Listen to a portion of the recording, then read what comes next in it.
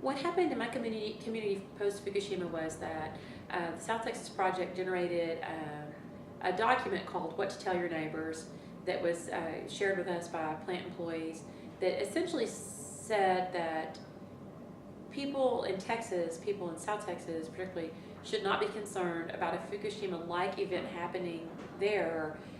And they talked about differences in plant designs, the fact that Fukushima was on the ocean, where STP is somewhat more inland, the fact that we don't have tsunamis proper, the fact that the designs of STP Unit 1 and 2 are very dissimilar to the designs of the plants that had so much trouble at Fukushima. My problem with that document was twofold. One, that the proposed units 3 and 4 were much more like, not only much more like the Japanese units of Fukushima, but they actually were Japanese designed, Japanese built by the exact same company that built and owned Fukushima. So STP seemed to want to disassociate from their entire expansion plan for the additional 2 units in order to stay faced with the 2 units that were already running. And the whole document just felt very disingenuous and just like it really was focusing on aspects of the plant that really may not have been Fukushima-like, but that were still very much risk points for our community and for the units that operate in our community.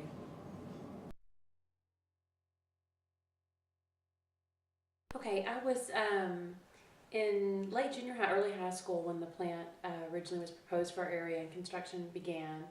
And the plant proponents came into our classrooms and actually told us if we would study fields related to nuclear energy that we would be able to live, work, and retire quite comfortably in our own community. So I was, 12, 13, 14 years old when I began to have any awareness of the plant at all. And I worked at the plant in 1986, 87, that time frame, did some just clerical type work, training documentation. But I saw in my training documentation job as a clerk that most of the employees didn't actually do the training. They simply came in and got the reports, saw what they were supposed to study, what safety requirements had been changed, signed off and handled them back in. So I was, saw firsthand that the training that was supposedly happening, much of it safety related, never happened at all.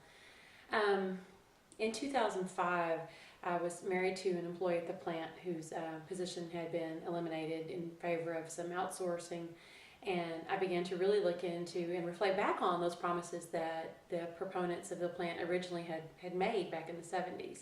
And I recalled her having said, if you work for STP, if you're in the nuclear industry, you can stay in your community. And even though there's some risk to your community having this plant here, they're, quote, vanishingly small, and your community will have benefits. And so I felt that even though the world had changed very much since the 1970s and the economy had become much more global, and we had the internet and means to share information electronically from one continent to the next, I felt that it didn't mediate STP's responsibility to provide jobs for our community and to continue to be a responsible party in our area. And so I began really doing some more research into the industry, more research into what the backup systems were, how our community's safety really was assured. And the more I read, the more I discovered that the entire industry is just built on fraudulent promises and does a lot of things simply for, quote, their literature, public perception of safety. Not actual safety, but just so that the community can feel that they're safe. I read several articles and some books that suggested that maybe the diesel backup system wasn't as good of a fail-safe as what we in the community were taught that it should be. I found an NRC report where in 2002 a passing thunderstorm flooded one of the diesel bays, the bays that the diesel engine and all of its electronic components, the solenoids and relays and so forth are in. And the more I dug into it, what the picture that unfolded was that if you can imagine ground level, 20 or 25 feet above sea level, that these diesels that our community is dependent on, should the plant lose power, and you have to understand that although the plant produces power, it's not set up to receive its own power. It relies on electricity coming to it just like your home does or any other business. If that power coming to the plant is interrupted, it loses its ability to remove heat, and that's basically, to oversimplify, how a meltdown begins. So the diesels are the backup system to the electrical grid that feeds the plant. So when I found this report that in 2002 that this flood, in fact, had caused one of the diesels to go out of service, I began to look into how it was constructed and found that the diesels are actually underground. They're below grade. Supposedly they can't flood in a normal scenario. Supposedly it's waterproof. But there is a testing procedure and protocol, legal protocols imposed by the Nuclear Regulatory Commission for these diesels to be tested to be sure that they could run. They're 1930s engines, they're not current technology, and they've been turbocharged to produce a lot more horsepower than they were ever designed to produce. And so digging further into the NRC records, I found many cases of, at STP and other plants of the same design, of the diesel engines failing, throwing rods, just essentially not being able to perform, even under testing parameters, which again, the more I dug, I found the engines are not tested in the same way they would be required to work or to produce if we had a real need for them. They're kept heated to 165 degrees so that diesel engines don't function well when they're cold. They need to be warm, so they're kept somewhat warmed, but they have to, in a real emergency situation by law, go from totally sitting still, cold, like your car in your garage not running, to full power in 10 seconds. They're never tested to full power in 10 seconds. And what has happened, even in testing, even under much lighter load than what a real crisis would require, the diesel engines don't hold up.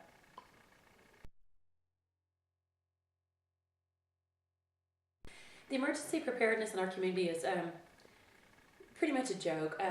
Because we're right on the coast, we only have 180 degrees worth of escape route from any point, where most places in the country have 360 because we have the Gulf on one side of us. We can only migrate inland in case of any kind of emergency. We frequently, every 2 or 3 years, we have mandatory evacuations because of incoming hurricanes. And we know from that, although there are contraflow lanes and so forth set up to help more cars leave, we can't all get out in the case of a hurricane, and that's with days warning when it's going to come in. There are huge sirens around our community. I mean, like, you could hardly reach your arms around them, giant sirens that would sound in the case of an accident at STP, allegedly would sound. My experience with the industry, both in this country and what we just saw happen in Japan, I think the powers that be would be very hesitant to actually sound the alarm and acknowledge that we were having a crisis. I think their pattern has been that they would continue to stuff and hide and downplay anything that happened. I don't think there would be, first of all, the sirens would blow and we'd be told to evacuate. I can't even conceive of that.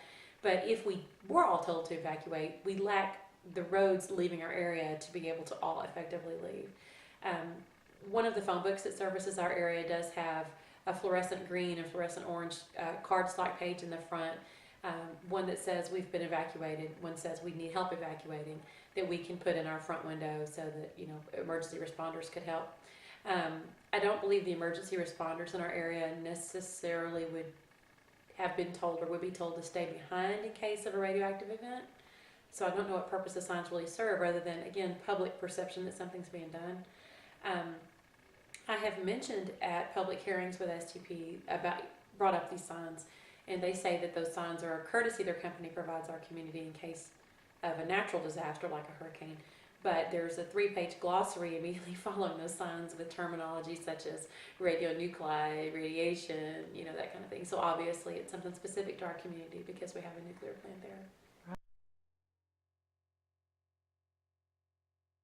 The community shelter, local community shelter, is the Bay City Service Center.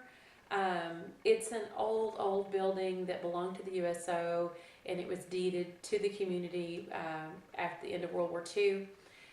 The building is in very, very bad shape. It's been condemned. The structure of the building is rotten, and there's been some suggestions in the community that maybe STP should vamp that building up, since it's what they're using. They use it for a lot of their educational gatherings, and since that's the place we would be told to evacuate to. And it's not a very large building. I think it probably would hold 200 or 300 people maybe. In our county, we have about 40,000.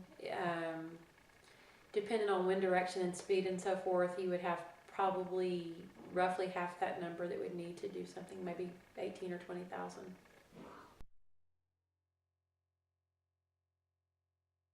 In my own family, we have a high percentage in both males and females of infertility. We have a high percentage of cancers. My husband and I both have been diagnosed with different types of skin cancers within the last 2 or 3 weeks. I was diagnosed with a basal cell tumor on my forehead, and my husband was diagnosed with a squamous cell carcinoma on his chest. Both of those are skin cancers, and I think the industry response would be, well, that's, it's caused by the sun, but all radiation exposure causes increased cancer risks, and we certainly have, I believe our county, some cancers in our county have about a 200% of the state average for cancers. Leukemias, childhood leukemia is way up, breast cancer in women, and that kind of thing.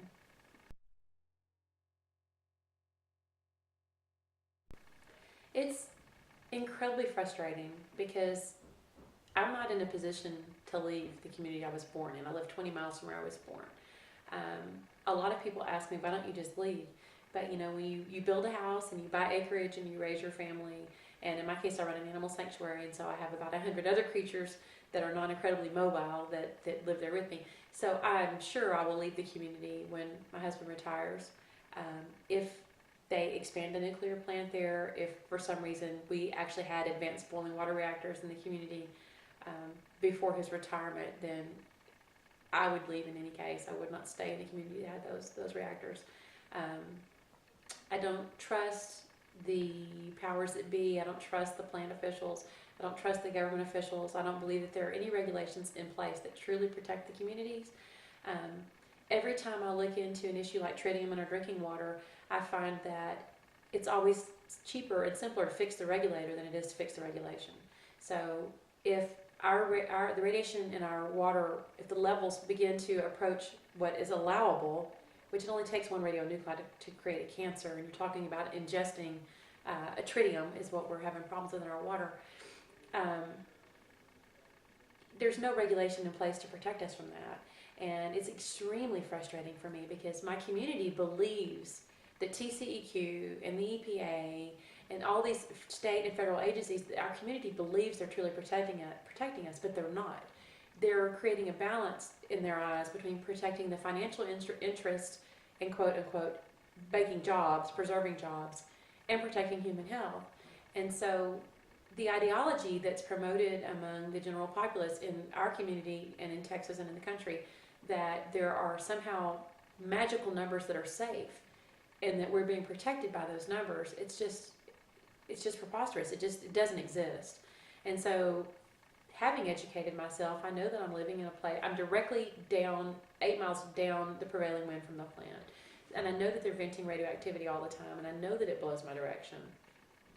But if you were to sit and draw a map of the United States and put a 20 or 25 or 30 mile radius around each nuclear plant, and then each other has coal plant, other plants that produce hazardous things for human health, you'd be hard pressed to find a place you didn't want to live.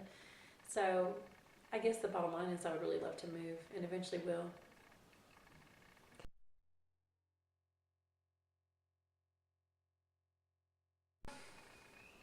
It's so difficult to explain to somebody who doesn't live there what the dynamic is. If STP gives $1,000, my understanding right now Unit 2 is down. I understand they're losing about $3 million a day. And so in the context of a $3 million per day, if they give $1,000 to a local fire department, that makes them untouchable to criticism. If they give $10,000 to a police department for a new radio system, that makes them untouchable for criticism from the police department. The most recent upset sheriff election that we had, the sheriff who was the incumbent was essentially promised that if for some reason the election doesn't go your way, we've got a good job for you out here, just don't worry about it. And he did lose the election, and STP officials suddenly couldn't quite remember who he was. So the politics are so ingrained in our community after this many decades that it's almost like we can't dig out to truth. It just doesn't take STP dropping, but just a very few crumbs to a very poor community to make them an untouchable. So you're not going to find anybody in even a volunteer fire department or police department or anywhere in the political system in our community that's going to speak out against that plant. They're a major taxpayer, although they're abated quite a few taxes that they should owe as a business there. They're just politically untouchable. You're not going to. We had an instance where we had an ambulance driver contaminated with radiation when they removed an individual from the unit that had a heart attack within the last 3 or 4 months. I can't even find out who that person is in the community. It is like so squashed. So there's just this like overriding dynamic that they are somehow above the law and above reproach and above question, that it's really, really hard to make any inroads to get toward what the truth really is. They have employees that sit on city council. They donate to political funds, to sheriff's campaigns and mayor's races and that kind of thing. So they really have created quite a burdenness on the ground for themselves as far as being, they're above, beyond reproach, basically.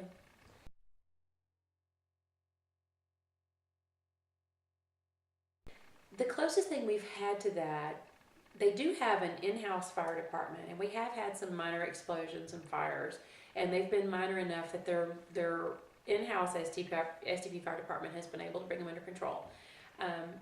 We had a terrorist scare a couple of years ago where there was a plane in STP's protected fly space that they were afraid that it was maybe a terrorist kind of situation. So we saw a good example of all of the surrounding counties, cities and counties, deputies running their cars out there, and within a couple hours they had a good presence of local police.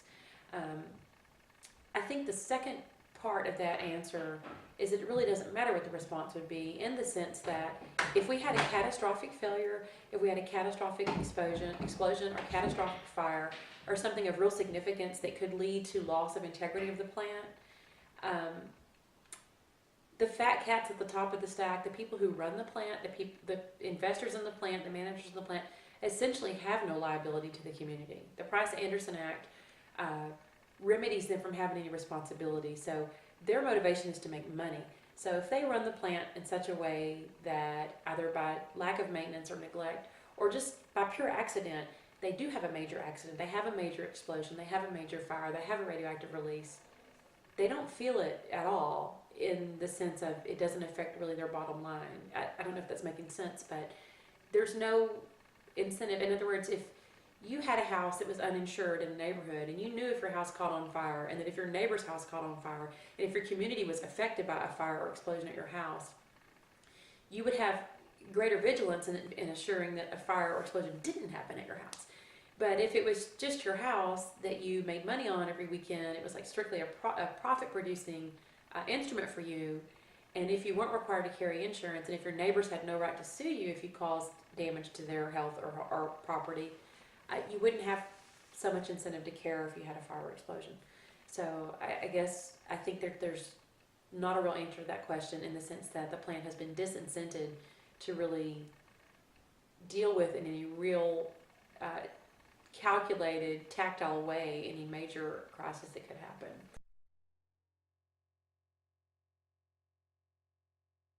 I think what would happen would be major chaos. If we had a major event, or let me say moderate event at the plant, if we had a large fire or an explosion, my gut feeling as somebody who lives there is that emergency responders wouldn't. Particularly in a post-Fukushima world, where we, as the citizens of this country who are exposed to the media, have seen the reality of what a radioactive release can do. There may be some plans, there may be a manual somewhere that says these surrounding facilities should come in, these surrounding fire departments, and if they can't handle it, then a larger radius and a larger radius. But my gut feeling is, if you said to a volunteer fire department who has very limited training and extremely limited financial resources, if you said to them, we want you to go like we planned and put your life on the line because there's a fire or explosion at a nuclear facility, I think they wouldn't respond. I think they wouldn't go. If I were them, I don't know that I would.